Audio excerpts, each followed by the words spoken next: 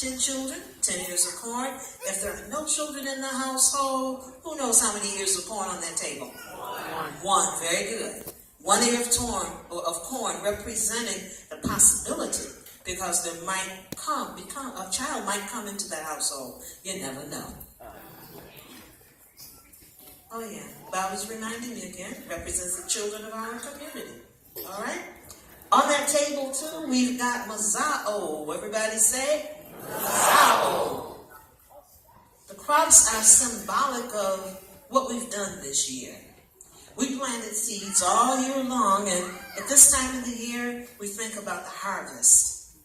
In many places in North Africa and West Africa, harvesting is going on. The year is very cold, no harvesting happening now, but all year long you planted seeds. Some of you are doing well in school, you planted a seed. Some of you made a promise to someone and kept it, you planted a seed. You kept a friend, you planted a seed. You made a new friend, you planted a seed. Mazao represents all the goods and the rewards of the good things you've done this year. What else do we have on? How about, the cup. Is that on the table? The cup is called kikombe, everybody. Kikombe. Kikombe cha umoja, the cup of unity. First principle, umoja.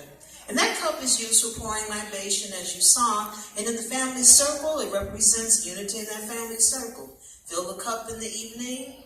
In my house, it would be water. It could be tea. Could be juice.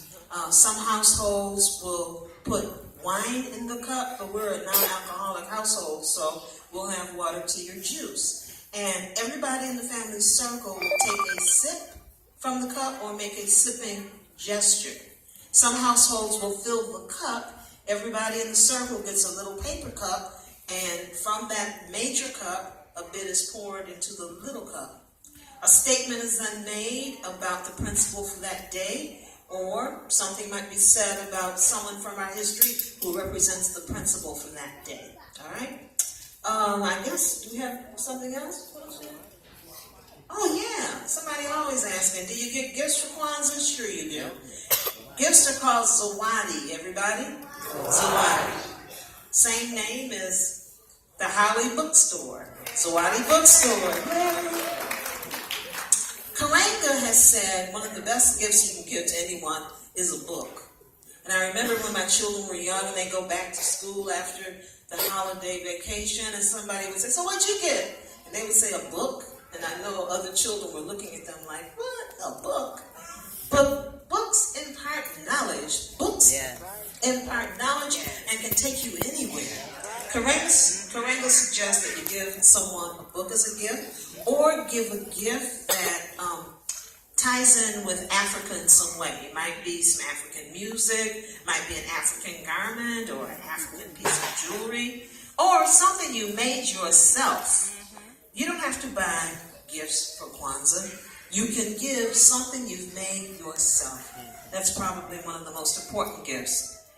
Need to say something about the candles. Candles are called Mishuma. Everybody? Mishuma. Mishuma Saba, representing the Nguzo Saba, Principle 7. That black one is the one we will light first for tonight, for the principle of Umoja. Let everyone say, Umoja. And I hope you will come all during this week as we celebrate Kwanzaa. Tomorrow you'll see a red candle being lit, black again, but then red. And on the third day, there'll be black, and then red and green. It will alternate red and green until on the last day, all of the candles will be lit. Okay? What is someone's supposed to tell you? Oh, you can do this one. You got the principles? One from Karanga's words. Here we go. Okay, now, I know you all know, but it's important that we remember that Kwanzaa is not just a once-a-year celebration for 7 days. Kwanzaa actually comes from a social system, kawaida, which was developed by the brother Karanga. And it's a body of principles that we should engage in every day of our lives. And there's also a spiritual component that goes along with it. So when you talk about 7 principles of blackness in Kwanzaa, you're also talking about the 7 principles of Ma'at. Right? So for the first principle, Umoja, would you please repeat after me? Umoja, that is unity, to strive for and maintain unity in the family, community, nation, and race. The second principle is Kujichagulia, that is self-determination, to define ourselves, name ourselves, create for ourselves, and finally speak for ourselves. The third principle is Ujima, collective work and responsibility, to build and maintain our community together and to make our brothers and sisters' problems our problems and to solve them together. The fourth principle is Ujima, cooperative economics, to build and maintain our own stores, shops, and other businesses, and to profit from them together, to keep the finances, the dollar, in our community before it goes anywhere else. The fifth principle is Niyah, purpose, to make our collective vocation the building and developing of our community in order to restore our people to the traditional greatness. I didn't hear that part. In order to restore our people to their traditional greatness. Kuumba, creativity. To do always as much as we can, in the way that we can, in order to leave our community more beautiful and beneficial than we inherited it. The seventh principle, Imani, faith, to believe with all our heart in our people, our parents, our teachers, our leaders, and the righteousness and victory of our struggle. Ashe. Thank you, Baba. At this point, we're having someone representing this site to speak. And I was thinking the principal would be here, but that person is not present. However, we do have the president of the Board of Education, Dr. Barbara Nevergo. Show us some love, everybody.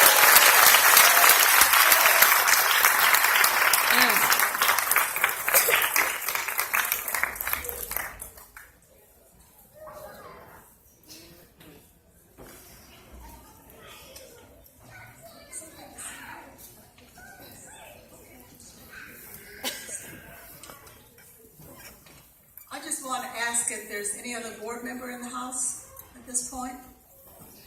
Okay. Haborigani? Moja. And that is such a needed principle to remember tonight and every night. And as was said, this is not just a time to remember these principles for this period. This is a time to remember them for every day.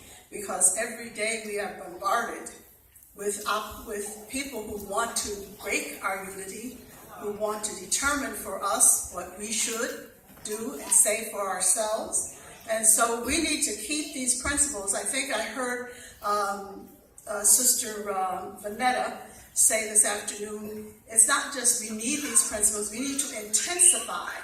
We need to intensify these activities and to intensify our adherence to these principles, because this is a time like no time ever before that many of us have experienced.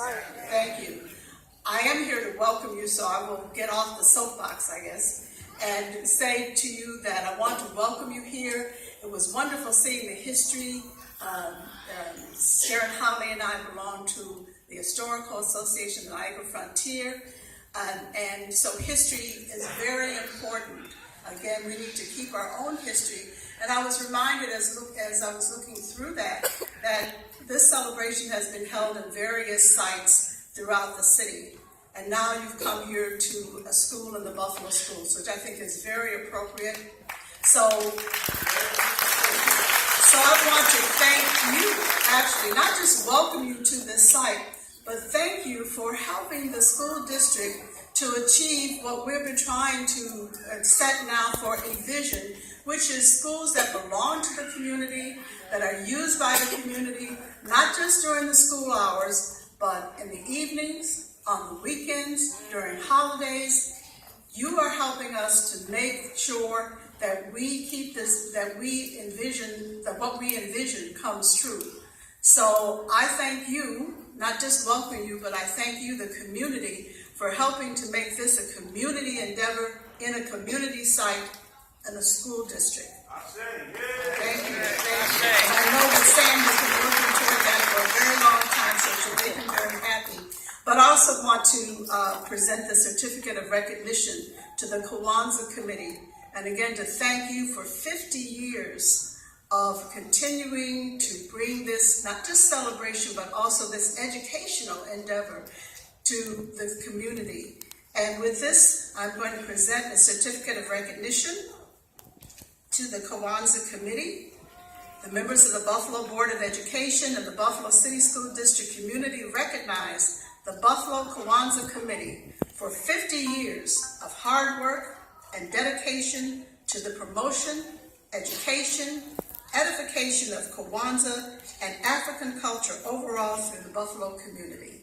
Thank you, and we look forward to another 50 years.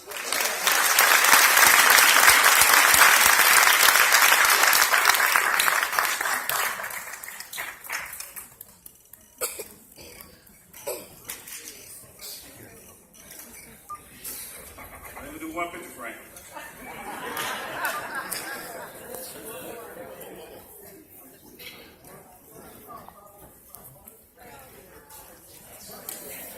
Let's give another big thank you to Dr. Byron Devereaux, the wonderful job that her and the whole Board of Education is doing for our children. On behalf of the whole Kwanzaa committee, we thank you.